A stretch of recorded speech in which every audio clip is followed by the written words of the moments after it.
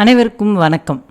தனது அறிவாற்றல் மற்றும் தெளிந்த சிந்தனையால் உலகம் முழுவதும் பிரபல்யம் அடைந்தவர்தான் சாணக்கியர்.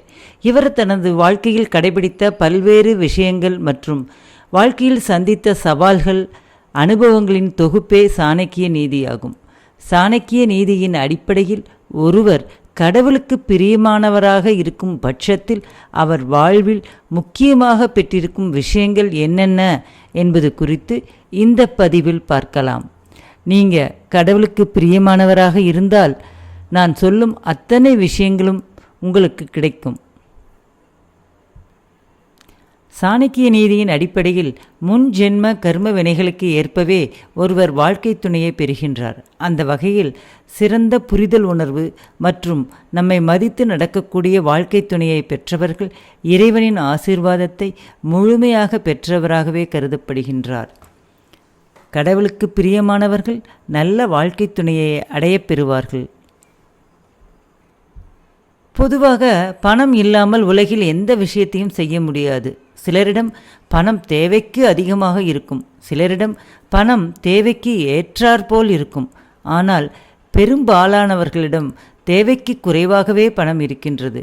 இருப்பினும் பணத்தை நிர்வகிக்கும் திறமை ஒருவருக்கு இருந்தால் அவர் இறைவனின் ஆசீர்வாதத்தை பெற்றவர் என்கின்றது சாணக்கிய நீதி. நிறைந்த மனத்துடன் மற்றவர்களுக்கு கொடுக்கும் மனப்பான்மை மிகவும் குறைவான மனிதர்களிடமே காணப்படுகின்றது.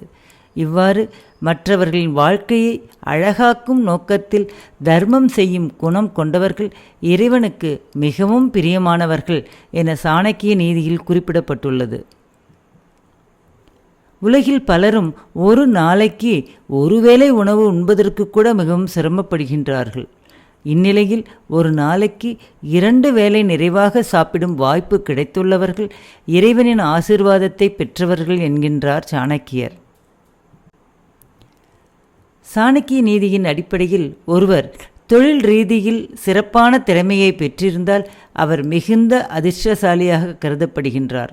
ஆனால் அது குறித்து தற்பெருமை இல்லாத நபராக இருந்தால் அவர் கடவுளின் விருப்பத்திற்கு உரியவர் என சாணக்கியர் குறிப்பிடுகிறார். ஆச்சாரியர் கூறிய இந்த குணநலன்கள் இல்லாமல் வேறு ஏதாவது குணநலன்கள் கடவுளுக்கு பிரியமானவர்களிடம் இருக்கும் என்று உங்களுக்கு தோன்றினால் கீழே கமெண்ட் செக்ஷனில் பதிவிடவும்.